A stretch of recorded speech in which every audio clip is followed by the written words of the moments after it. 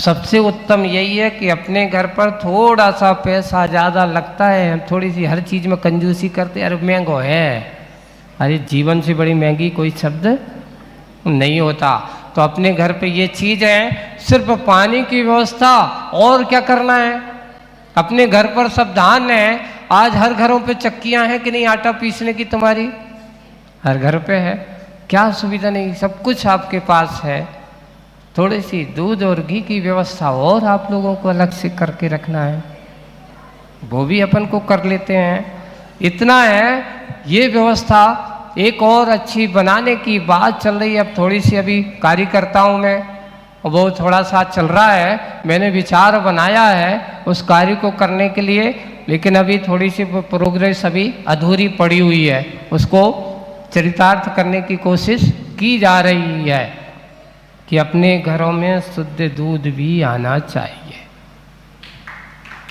कैसे आएगा, तो हमने कार्यकर्ताओं से कहा है कि अपने 150 घर हैं, 150 घर में अगर हमारे यहाँ से अपने पास इतनी अच्छी बड़ी बड़ी ज़मीनें पड़ी हुई हैं, इतनी ज़मीनें पड़ी हुई हैं, जंगल जाते वहाँ पर भी अच्छी है, कि हम मात्र अगर 2 कर्मचारी रखेंगे, सिर्फ 2 कर्मचारी, और अच्छे से 8-10 गायें, उनका पालन होगा।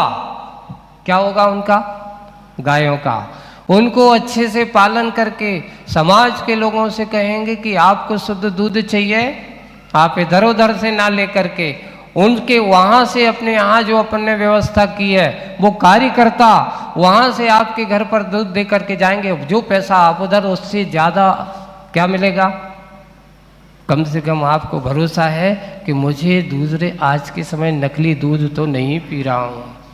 पैकेट के दूधों पर भरोसा मत करना।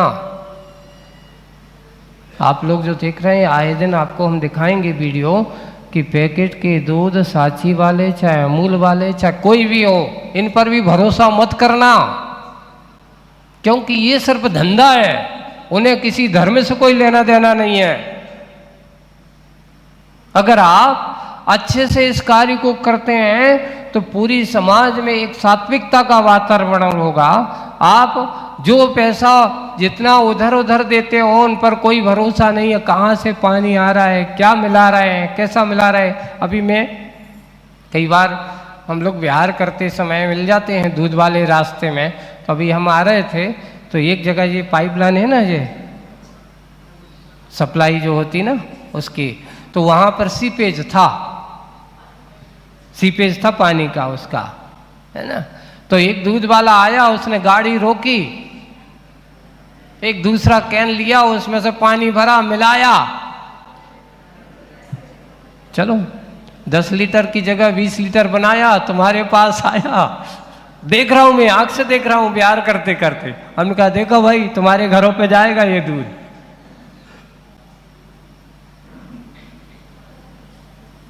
इसलिए पूरी समाज को अगर इस दिशा पर सोचती है, विचार करती है, तुम्हें करना नहीं, सिर्फ मॉनिटर ही करना है, करने वाले आपके कर्मचारी हैं। 2 व्यक्ति अगर 2 परिवार हम रखते हैं, अगर 10-15 गायों भी अगर वहाँ रख देते हैं, पूरी समाज के लिए, आपके लिए बस इतना है कि सोच अच्छी बनाना चाहिए, हमारे घरों की स्वस्थ विचारधारा बनाना है। तो कैसे होगी, क्योंकि समाज मात्र अपने घर की ना सोचे, सबकी सोच करके काम करते हैं, तो वो एक अच्छा कार्य भी हो सकता है। आपके आज वर्तमान में व्यक्ति जितना अपना खान पीन सुधार सकता है, उतना स्वस्थ रह सकता है, क्योंकि वर्तमान पॉल्यूशन, प्रकृति में इतना प्रदूषण भर चुका है कि तुम कहो कि महाराज मैंने अपने जीवन काल में तंबाकू छुई नहीं, फिर भी मुझे कैंसर क्यों हो गया, क्या हो रहा है। इतनी ज़्यादा हर चीज़ों में प्रदूषितता आ गई है। आज अनाज भी शुद्ध नहीं बचा, बाजार से गेहूं भी लाते तो उसमें भी पेस्टिसाइड आ गई है, सब्जियां खरीद रहे हैं तो उसमें भी पेस्टिसाइड भरी पड़ी हुई है। अब कहाँ कहाँ से किसी सोच की ज़रूरत है। हर व्यक्तियों के पास ज़मीनें पड़ी हुई हैं, हर व्यक्ति के पास ज़मीन जायदाद है और लोग उस पर पड़ी हुई हैं। मात्र अगर वो चाहे तो मात्र 1-2 एकड़ जमीन को शुद्ध अच्छे से बना करके रख दें, गोबर की खाद डाल करके अनाज को उपज करें, आपके घर पर वो गेहूं आएगा, धान आएगी, चना आएगा। पहले के लोग करते क्या थे? वही किसानी करते थे, वो इसमें से बचा लेते, जो बचता था तो बाजार में बेच देते थे। किसानी करते, स्वस्थ रहते थे। पहले लोगों को सुनो, आज से 50-60 साल पहले या 40 साल 30-40 साल पहले की दशा ये थी कि किसी को अगर गांव में क्या जिले में अगर किसी को कैंसर होता था तो पूरे में हलचल मच जाती कि आदमी व्यक्ति को कैंसर हो गया। आए दिन अब क्या होने वाला है? अभी सर्वे आया है कि हर 10 घर के बीच में एक कैंसर पेशेंट आने वाला है। अब तो सर्दी जुकाम जैसा कैंसर हो गया। सिर्फ उसका कारण क्या है? उन्होंने लिखा सर्वे में, सबसे ज्यादा कीटनाशक दवाइयां पहला कारण बताया। आए दिन हर व्यक्ति को चाहिए, फल चाहिए। आचार्य श्री हम लोगों को कहते थे कि भैया अब फल को, जो बीमारी में तुम कह रहे हो कि बीमार होता है तो भैया इसको सेब फल खिलाओ, पपीता खिलाओ जिससे ठीक हो जाए। अब ये दशा है कि सेब फल खिलाते और बीमार हो रहा है। ये नेचुरलिटी समाप्त हो रही। दूसरा एक और सबसे बड़ा बीमारी का घर आपके घर पे आ गया, फ्रिज, अमोनियम गैस, ठंडा। ये भोजन पानी उसमें रखना, फल सब्जी उसमें रखना सबसे ज़्यादा हानिकारक है। फल सब्जी को जितना आप नेचुरल प्रकृति में रखोगे उतना अच्छा माना जाएगा। आप गौर करना, पुराने लोगों की हमारे घरों में जो होते थे तो एक सीका होता था, उसमें क्या होते थे? बांस की जो क्या तोलियाँ उसको रख देते थे, उसमें जाकर के सब्जी रखते थे, कभी खराब नहीं होती थी। सब्जी जमीन से टच होकर के रहेगी, खराब होगी। केले हैं, लोग प्राय कर लोगों क्या रस्सी से ऐसे टांग देते थे घरों पर, तो उससे भी कभी खराब नहीं होते थे। अगर आप उसको फ्रिज में रखोगे तो अंदर से, बाहर से तो तुम्हें लगेगा कि फ्रेश है, अंदर से वो बीमार हो चुका है। फल सब्जियां हैं, इनको अगर अपन खाते हैं तो ये अपने लिए, उन्होंने कहा फ्रिज एक सबसे ज़्यादा क्या है, कहाँ कौन सी किस चीज़ के लिए बनाया गया था, किसके लिए, वातावरण को अनुकूल बनाने के लिए रखा गया था, इसके लिए बना किसी लिए था और आज किसके लिए बन गया। तीसरा कारण और उन्होंने बताया, आज वातावरण में सबसे ज़्यादा रेडिएशन आ गया, मोबाइल, इतना जहां वाईफाई पूरा का पूरा, जहां से इसके ऊपर भी हमारे शरीर के अंदर क्या होता है, हमारी शारीरिक क्षमताओं को असर पड़ रहा है।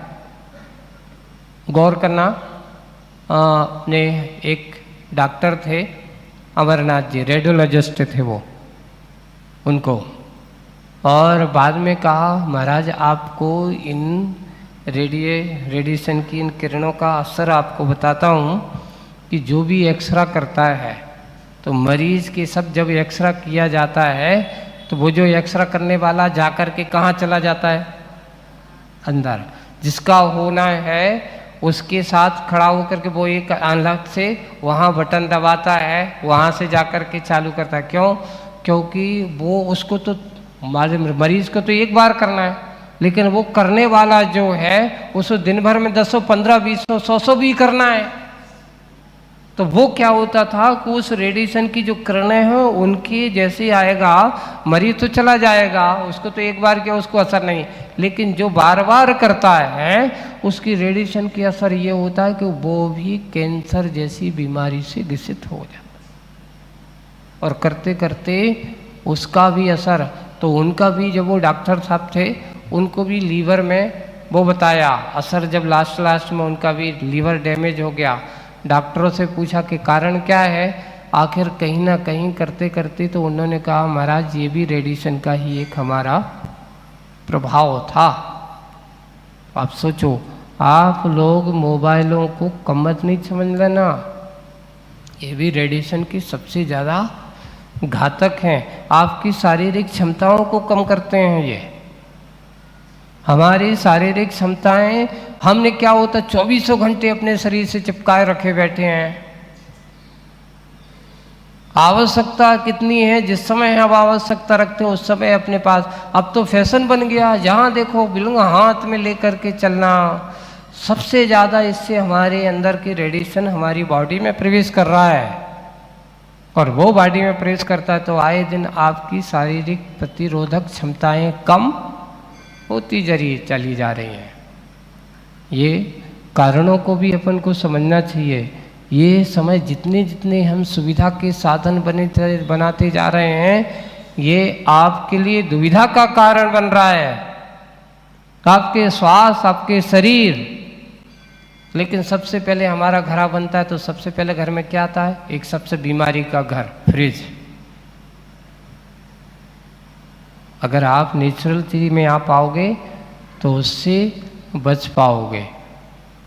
जरूरत है कब के है, जैसे शीतकाल, ग्रीष्म काल आ रहा है, उस समय प्रकृति का एक ज़्यादा उष्णता, उस समय एक अलग बात होती है। लेकिन हम 12 महीने 24 आवर्स हमेशा उसका उपयोग करने में लगे रहते हैं। एक तो और दूसरा, फ्रिज में रखा हुआ पानी, और वो भी प्लास्टिक की बोतल का पानी, सबसे ज़्यादा घातक है। क्योंकि पानी जब उसमें आता है, प्लास्टिक उसमें घुलती है, वो प्लास्टिक का रखा हुआ पानी आप पीते हो, और वो जब पीते हो तो वो आपके शरीर पर घुल रही है, और घुलती हुआ प्लास्टिक आपको कैंसर का कारण बन रही है। पहले हमारे घर में अच्छे पीतल के बर्तन होते थे, तांबे के बर्तन होते थे, चांदी के बर्तन होते थे, सोने चांदी के बर्तन होते थे, उनमें रखा हुआ ये हमारी औषधि के काम करते थे। ये बर्तनों में रखा हुआ पानी, मैंने कई बार जगह जगह कहते हैं कि पानी जिस घर में तांबे के बर्तन में रखा हुआ पानी, पीतल के बर्तनों में रखा हुआ पानी पिया जाता हो, उसमें आदि वो पानी औषधि का काम करता है। अगर आप अच्छे संपन्न हो तो अच्छे से चांदी के बर्तनों में रखो, है ना, सोनों के बर्तन में करो। आयुर्वेद में लिखा है स्वर्ण का पानी, जब कोई कमज़ोर हो, जिसको मोती झरा हो गया हो, टाइफाइड हो गया हो, तो उनके लिए कहा कि पानी गर्म करते हैं तो उसमें एक सोने का सिक्का या कोई भी गिन्नी वगैरह तुम्हारे पास हो, और वो सोने का पानी उसको पिलाया जाए तो उसका टाइफाइड दूर हो सकता है। सोने में इतनी शक्ति होती है। अब आप लोगों की दशा क्या हो गई? अब तो सब कैंपर के ज़माने में आप आ गए हो। एक बुला लो, छानना आपको अच्छा नहीं लगता। क्यों? बोले महाराज कैंपर का पानी तो सब छनो छनो होता है। बिल्कुल गलत बात, बिल्कुल अनछना पानी है। कैसे कह दिया? वो कितने दिन भरा था, कितने दिन पैसे भर के रखा हुआ है। आप लोग अच्छे से दिमाग से काम करो। आपके घर में ठीक है, आप अच्छे से पानी वाला जो होते हैं रोज रोज छान नहीं पाते, एक बार काम कर लो। क्या कर दो? जैसे कि आपको गर्म पानी पीने की आदत नहीं है, मत पियो गर्म पानी। करना क्या है, बाजार से अभी आपके पास आई 15 लीटर की एक वो आने लगी है टोटी वाली, अच्छी तांबे की भी आती है, पीतल में भी मिलने लगी हुई है। एक अच्छे से वो बुलाओ, अपने घर पे रखो, और शाम को अच्छे से बर्तन में, एक पीतल के बर्तन में या कोई ऐसा लो, 15-20 लीटर पानी रखो, और थोड़ी सी गैस या थोड़ा सा अपना ईंधन लगेगा, उसको गर्म कर दो। अच्छा, एक उबाल ला करके कर दो, 2 उबाल उसमें अच्छे आ जाएं, अच्छा उबाल हो करके उसमें रख दो, थोड़ा बहुत उसी में रखना दो, और रखने के बाद उस पानी को किस में रख दो, रात भर रखा रहेगा, अपने आप ठंडा हो जाएगा। आप दिन भर आप बार बार छानने की ज़रूरत नहीं है। कल शाम तक के लिए आप 24 घंटे तक क्या उस पानी को छानने की ज़रूरत? इतना हम कर सकते हैं क्या? नहीं कर सकते हैं? कर सकते हैं, पर हम करते नहीं हैं। आप अपने स्वास्थ्य से खिलवाड़ कोई दूसरा नहीं कर रहा है। आज वर्तमान में वैज्ञानिक भी कह रहे हैं, हर कोई व्यक्ति कह रहा है, अब यहाँ तुम स्टैंडर्ड के मेंटेनेंस के चक्कर में पड़ गए। महाराज तुम्हारे घर पे आरओ नहीं है, वहाँ हमारी बेटी नहीं है, वो आरओ आरओ सबसे ज़्यादा नुकसानदेह बताया। उसका पानी कभी शुद्ध नहीं होता।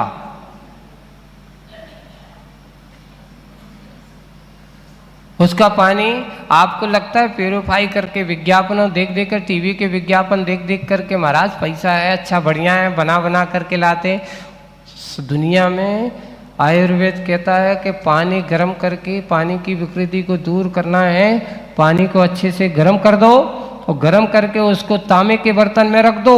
आप देखिए उसका कितना, आप परीक्षण करा के देख लेना कितनी एनर्जी होती है एक तांबे के बर्तन के पानी में और एक आरओ के बर्तन के पानी में। कैल्शियम की कमी अगर आपको दूर करना हो तो तांबे के बर्तन का पानी पीना चालू कर दीजिए। बहुत सारी बीमारियां महिलाओं में जो हो रही हैं वो सिर्फ इतनी हैं। आज लोगों के बाल झड़ रहे हैं, गंजे हो रहे हैं, तो उन्होंने कहा ये सब कारण है आपका आरओ का पानी, बाटल का पानी।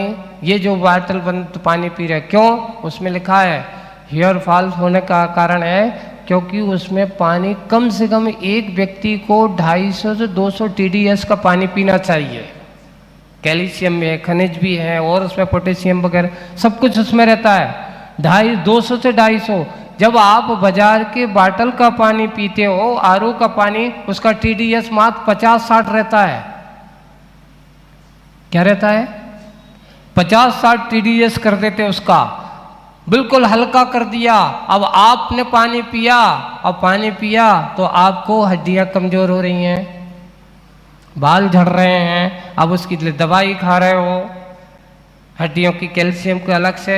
एक पानी अगर आप अच्छे से पीते, समझदारी से करते, तो आपका कैल्शियम की कमी नहीं होती। तांबे के बर्तन का पानी पीने वाले को कभी लोह तत्व की कमी नहीं हो सकती, आयरन की कमी नहीं हो सकती। तुम लोग सबसे पहले मुको पुरुष वर्ग तो आपके साथ में है, गृह स्वामी तुम हो, ये तो गृह के व्यवस्थापक हैं।